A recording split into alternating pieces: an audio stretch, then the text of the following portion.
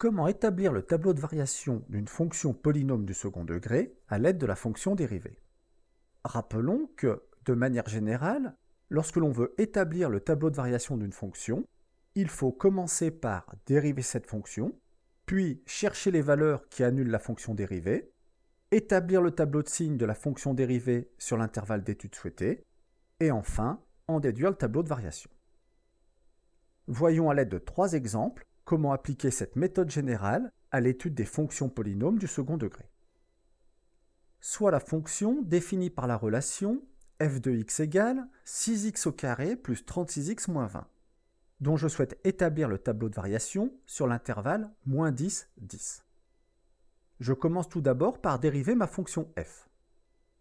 f' de x est égal à 6 fois la dérivée de x au carré, c'est-à-dire 2x, plus 36 fois la dérivée de x, c'est-à-dire 1, moins la dérivée de 20, c'est-à-dire 0. f' de x est égal à 12x plus 36. Je cherche ensuite les valeurs de x qui annulent cette dérivée, et je pose pour cela l'équation f' de x égale 0. Nous avons affaire ici à une équation du premier degré. Rappelons que la solution d'une équation du premier degré de la forme ax plus b égale 0 est x égale moins b divisé par a. Mon équation admet donc ici pour solution la valeur x0 égale moins 36 divisé par 12, ce qui fait moins 3. Je représente ensuite la situation étudiée par un petit croquis. Ma fonction dérivée est une fonction du premier degré. Rappelons qu'une fonction du premier degré peut être représentée par une droite croissante ou décroissante suivant le signe de son coefficient directeur. Le coefficient directeur de ma fonction dérivée est ici positif. Elle peut donc être représentée par une droite croissante qui coupe l'axe des abscisses en x égale moins 3. Je peux maintenant facilement établir le tableau de signes de ma fonction dérivée. Je commence par définir les bornes de mon intervalle d'étude, moins 10 et 10. Je vérifie ensuite l'appartenance de la solution de l'équation f' de x égale 0 à mon intervalle d'étude. Moins 3 est bien compris entre moins 10 et 10. Je peux donc le placer dans mon tableau. Et j'indique par une barre verticale marquée d'un 0 qu'il s'agit de la solution de mon équation f' de x égale 0. Je complète ensuite mon tableau de signes à l'aide de mon croquis. f' de x est négative sur l'intervalle moins 10, moins 3 et est positive sur l'intervalle moins 3, 10. Je peux maintenant compléter mon tableau de variation. Rappelons qu'une fonction dérivée négative indique une fonction décroissante et qu'une fonction dérivée positive indique une fonction croissante. Ma fonction f est décroissante sur l'intervalle moins 10, moins 3 et est croissante sur l'intervalle moins 3, 10. Il ne me reste plus pour finir qu'à déterminer les valeurs manquantes de mon tableau. Je me rends pour cela dans le menu Table de ma calculatrice et je définis la fonction f de x. Attention, il faut bien rentrer la fonction f de x et non la fonction f' de x. C'est une erreur malheureusement fréquemment rencontrée. Une fois que ma fonction est définie, je n'ai plus qu'à calculer les valeurs souhaitées.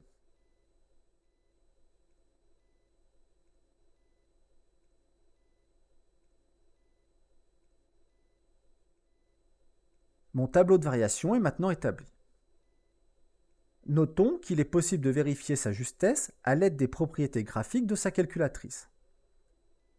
Il suffit pour cela de se rendre dans le menu Graphes de sa calculatrice, de régler la fenêtre de visualisation sur l'intervalle d'étude souhaité et d'observer la courbe obtenue. On observe que celle-ci est bien décroissante puis croissante. Recommençons avec un nouvel exemple. Soit la fonction définie par la relation f de x égale moins 3x au carré plus 30x moins 40, dont je souhaite établir le tableau de variation sur l'intervalle 0, 50. Là encore, je commence par dériver ma fonction f. f' de x est égal à moins 3 fois la dérivée de x au carré, plus 30 fois la dérivée de x, moins la dérivée de 40. Ce qui nous donne au final moins 6x plus 30. Je pose ensuite l'équation f' de x égale 0. Nous avons affaire ici à une équation du premier degré dont la solution a pour valeur x0 égale moins 30 divisé par moins 6, ce qui fait 5. Ma fonction dérivée est une fonction du premier degré dont le coefficient directeur est négatif. Elle peut donc être représentée ici par une droite décroissante coupant l'axe des abscisses en x égale 5. Je peux maintenant établir le tableau de signes de ma fonction dérivée. Je commence par définir les bornes de mon intervalle d'étude, 0 et 50. Je vérifie ensuite l'appartenance de la solution de l'équation f' de x égale 0 à mon intervalle d'étude. 5 est bien compris entre 0 et 50. Je peux donc le placer dans mon tableau. Et j'indique par une barre verticale marquée d'un 0 qu'il s'agit de la solution de mon équation f' de x égale 0. Je complète ensuite mon tableau de signes à l'aide de mon croquis. f' de x est positive sur l'intervalle 0, 5 et est négative sur l'intervalle 5, 50. Je peux en déduire que ma fonction f est croissante sur l'intervalle 0, 5 et est décroissante sur l'intervalle 5, 50. Il ne me reste plus pour finir qu'à déterminer les valeurs manquantes de mon tableau.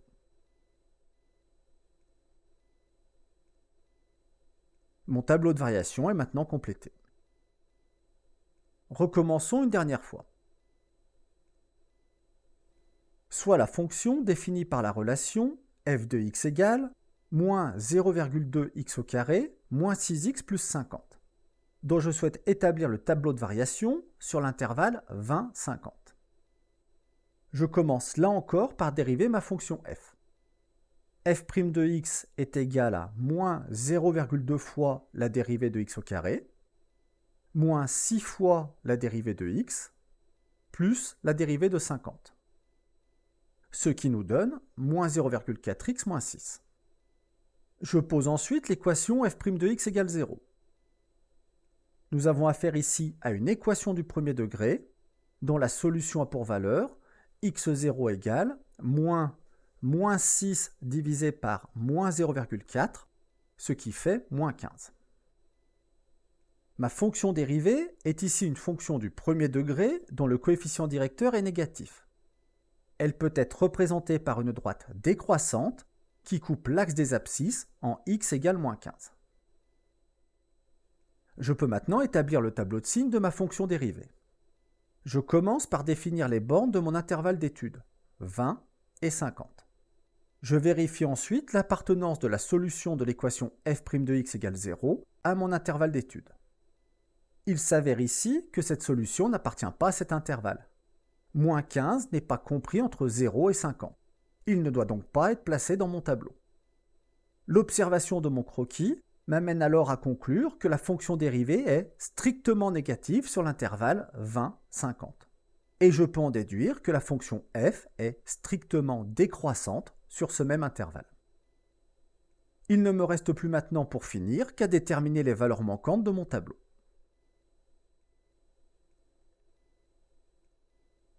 Mon tableau de variation est maintenant complété.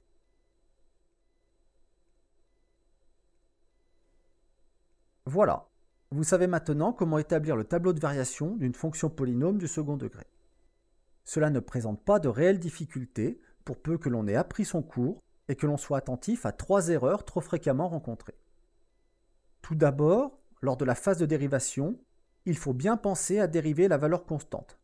C'est un oubli malheureusement trop courant. Ensuite, lors de la réalisation du tableau de signes, il faut bien s'assurer de l'appartenance ou non de la solution de l'équation f' de x égale 0 à l'intervalle d'étude. Et non, comme le fait un trop grand nombre d'élèves, placer cette valeur dans son tableau automatiquement et sans y réfléchir. Enfin, lors du calcul des valeurs du tableau de variation, il faut bien penser à utiliser la fonction f et non sa fonction dérivée f'.